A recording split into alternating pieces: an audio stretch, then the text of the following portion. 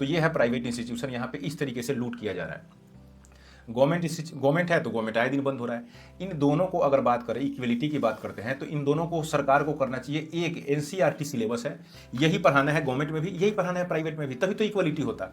अब इनको मान लीजिए कि 50 किताब आप पढ़ा देते हैं, अलग अलग पब्लिकेशंस का, ये ट्यूशन वो ट्यूशन ऑनलाइन है, ये सब पढ़ा के तब कंपटीशन होता है। और कंपटीशन में बैठाएंगे तो बोलेंगे ये और ये दोनों सेम सवाल को सॉल्व करें।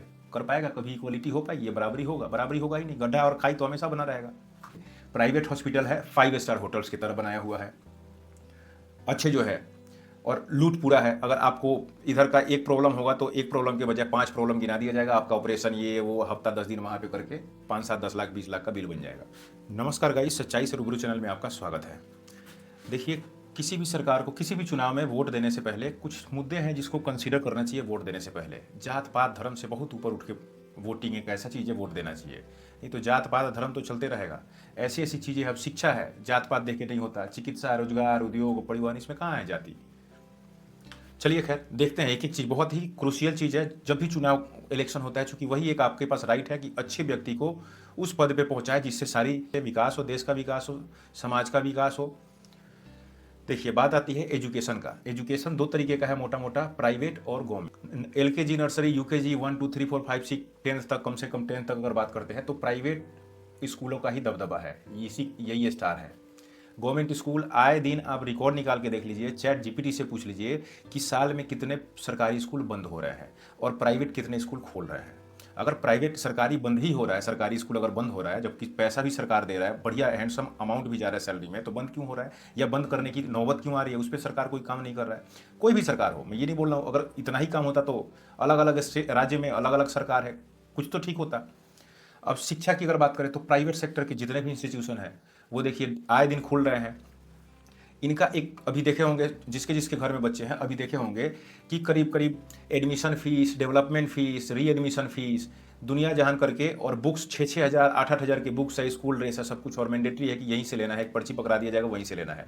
और इस बार मैं अपने बच्चे को भी एडमिशन कराया हुआ था, गया था बुक्स लेने के लिए। तो बुक में क्या है कि क्लास 1 में अगर मेरा बड़ा बेटा है क्लास 1 में, इसका जो बुक का सेट है, अगर मान लीजिए कि 6,000 रुपये का बुक का सेट आ रहा है, और मेरा एक छोटा बच्चा मान लीजिए कि अभी क्लास यूकेजी में है, अब ये यूकेजी वाला अगले साल में क्लास 1 में जाएगा, तो ये बुक यही काम कर लेना चाहिए कायदे से, लेकिन अब ये नहीं करेगा।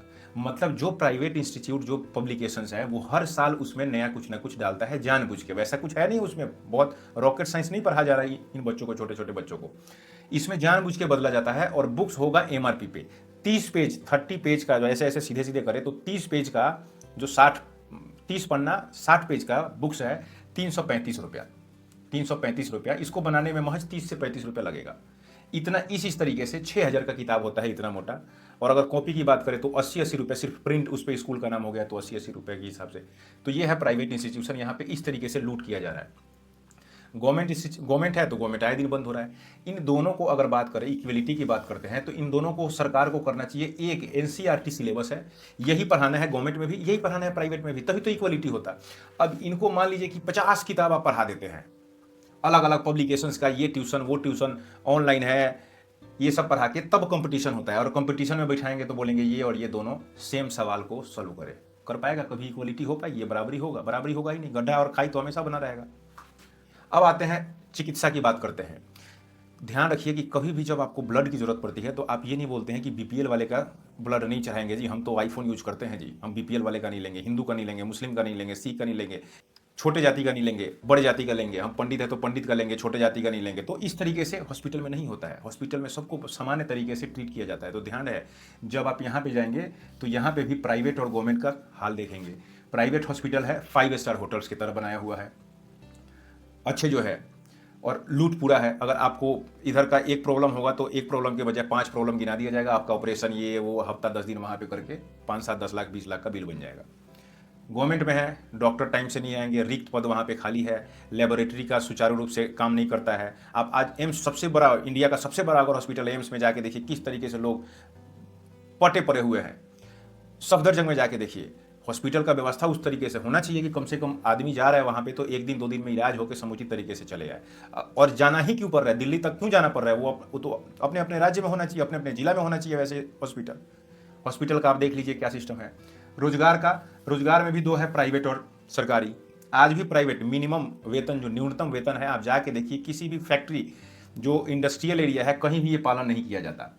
लगभग 80% पालन नहीं होता है इंडस्ट्रीज वगैरह में, जहाँ पे खास करके प्रोडक्शन या ये सब चीज़ होता है। कॉर्पोरेट में जरूर पालन हो सकता है, लेकिन इंडस्ट्री में जो अनऑर्गेनाइज सेक्टर है वहाँ पे नहीं होता है। आज भी महिलाएं 8,000 रुपये से शुरुआती वेतन से काम करती हैं।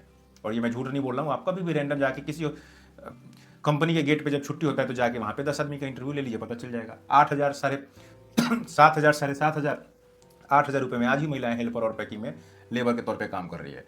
और गवर्नमेंट का तो छोड़ ही दीजिए, गवर्नमेंट का आएगा एसएससी का नोटिफिकेशन आ जाएगा, एग्जाम 3 महीने बाद होगा, वो भी डेट फिक्स नहीं है, 3 महीने बाद होगा, उसके बाद फिर पेपर लीक होगा, उसके बाद उस पर जांच बैठेगा, पता नहीं कब होगा नहीं होगा। जबकि रोजगार एक बहुत बड़ा ये बैकबोन है किसी भी कंट्री के लिए, किसी देश की उत्थान के लिए, उसकी अर्थव्यवस्था के लिए, वहाँ गरीबी मिटाने के लिए, भुखमरी मिटाने के लिए। विकासशील देश में खास करके रोजगार की बहुत ज़रूरत है। रोजगार होगा, उसके पास परचेजिंग पावर रहेगा, वो अपने ज़रूरत की सामान को खरीद सकता है, अपने बाल बच्चों को पढ़ा सकता है, रोटी कपड़ा मकान का समुचित व्यवस्था कर सकता है, संपूर्ण आहार ले सकता है, विटामिन मिनरल उसमें समुचित मात्रा में मिल सके।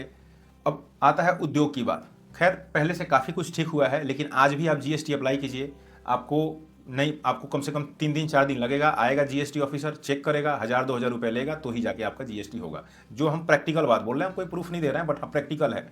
आप जीएसटी अप्लाई करेंगे 2 दिन 4 दिन लगेगा। भाई क्यों, पिज़्ज़ा आ रहा है आधे घंटे में, आप जो मर्जी आप मंगाइए। एम्बुलेंस, आप ब्लिंकिट का एम्बुलेंस देखिए कितना बढ़िया, डॉक्टर से समुचित सब कुछ पहुंचा रहा है। आपका इसमें उद्योग जीएसटी में क्यों 3 दिन 4 दिन लग रहा है? कीजिए इसको, आपके पास व्यवस्था है, आप इसको कीजिए, ऑटोमेशन कीजिए, आप आधे घंटे में इसको इशू कीजिए और उसके बाद अपना वैलिडेशन करते रहिए। देखिए क्या सिस्टम बन सकता है। इसको ऑटो पायलट पे लेके आने की जरूरत है। परिवहन का सिस्टम देख लीजिए, पब्लिक ट्रांसपोर्ट और प्राइवेट जो पर्सनल है। अगर पब्लिक की बात करते हैं तो आज भी जो ट्रेन सबसे बड़ी पब्लिक ट्रांसपोर्टेशन है। आप जाके देखिए ट्रेनों का हालत, ट्रेनों में कोच के ऐसे भी आप देखे होंगे, अभी 3-4 दिन पहले सूरत से कैसे लाठीचार्ज हुआ। भाई क्या जरूरत है, आम आदमी अगर आ रहा है जा रहा है कहीं से, उसको जगह क्यों नहीं मिल रहा है? आपको पता है आपके पास रिजर्वेशन की सिस्टम भी आप ही के पास है, वेटिंग रहता है, आरएसी आप दे देते हैं, उतने ही मूल्य में एक ही सीट पे 2 आदमी आधा आधा क्यों जा रहा है? भाई दिक्कत हो रहा है तो कम से कम आधा तो रिटर्न करो कि चलो कोई बात नहीं, सीट नहीं मिला तो 50-50 हो जाएगा। प्राइवेट में देखिए, अब आप जाइए देख लीजिए किस तरीके से कितने किलोमीटर पे टोल है। दिल्ली से अगर बिहार जाना है तो करीब 1800 से 2000 का वन वे का टोल है, 4-5 हज़ार रुपये टोल लग जाएगा। तो ये सब व्यवस्था अगर आप नहीं देख के वोट के लिए डिसाइड करेंगे कि वोट देना किसको है, तो यही तो सत्ता परिवर्तन है। एक पार्टी को लगातार बनाए जाएंगे, उसके अंदर डर नहीं होगा तो कहाँ से फिर ये सब विकास होगा? वहाँ तो बात होगी भाई जाति धर्म का, हिंदू मुस्लिम मार का, यही सब बात होगी कि भाई हम अकेले आपसे मछली ज़्यादा खा जाएंगे, आपसे मीट ज़्यादा खा जाएंगे, तो यही सब होगा। इस पर कोई चर्चा कर रहा है कि हमारे राज्य में जाके देखो शिक्षा का स्तर क्या है, चिकित्सा का स्तर क्या है, रोजगार, उद्योग, परिवहन क्या है? कोई बात कर रहा है इस पर? किसी नेता किसी रैली में बात किए हुए हैं? नहीं हो रहा है। आप ध्यान से, कुछ नहीं हो रहा है तो आपके हाथ में सत्ता परिवर्तन है, हर 5 साल पे बदलते रहिए, कुछ तो काम होगा। उसके डर से कि भाई काम नहीं करेंगे तो बदलाव निश्चित है। इसको शेयर कीजिए, अभी भी कुछ चरण चुनाव का बाकी है। जय हिंद।